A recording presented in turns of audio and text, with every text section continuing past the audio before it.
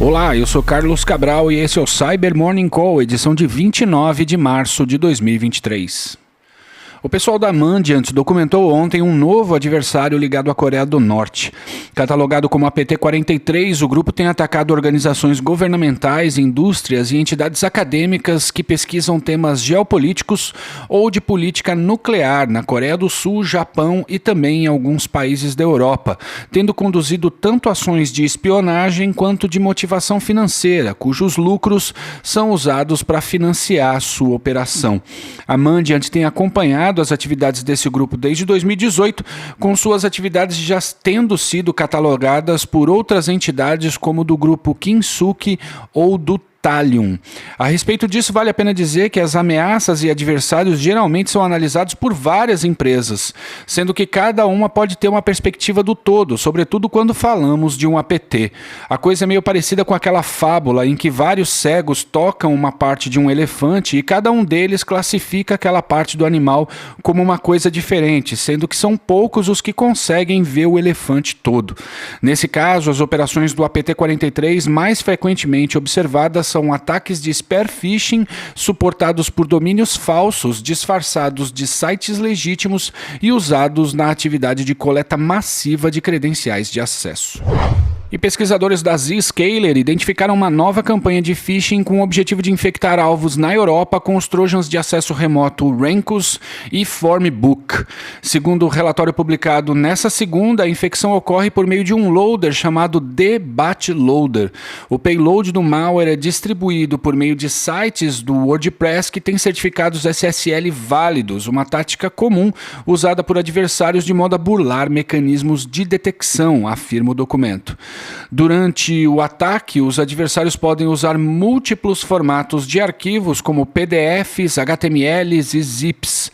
No entanto, também foi observado o uso de arquivos no formato do OneNote, que é .one, os quais recentemente têm sido adotados por diversos outros adversários de modo a burlar ferramentas de segurança que bloqueiam as extensões mais usadas por operadores de malware.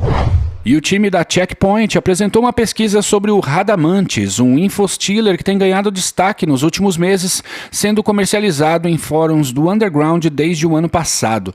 A ameaça é geralmente disseminada em anúncios por meio de técnicas chamadas de malvertising, que consistem em abusar do ecossistema de publicidade digital, inserindo anúncios maliciosos em meio à publicidade tradicional.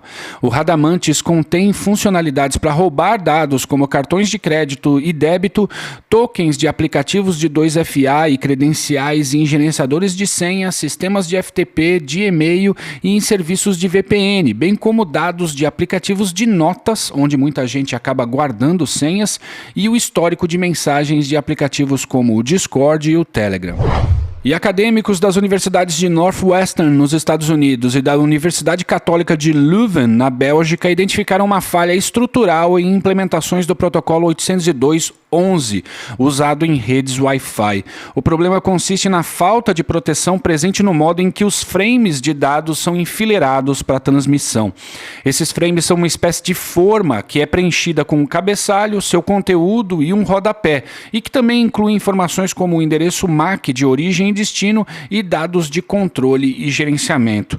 Os frames são enfileirados e transmitidos de uma maneira específica para evitar falhas na comunicação. E o que os pesquisadores descobriram é que o modo em que a fila de frames é montada não é adequadamente seguro, permitindo que adversários possam manipular a transmissão de dados, falsificar a origem da comunicação e interceptar porções do tráfego. O problema pode afetar praticamente qualquer equipamento que use o Wi-Fi, e o primeiro fabricante a reconhecer a falha foi a Cisco, que disse que o ataque pode afetar alguns de seus modelos, mas que por si só ele não tem condição de ameaçar outros mecanismos de segurança presentes no aparelho. E é isso por hoje, obrigado por ouvirem o Cyber Morning Call e tenham um bom dia. Você ouviu o Cyber Morning Call, o podcast de cibersegurança da Tempest. Nos siga em seu tocador de podcast para ter acesso a um novo episódio a cada dia.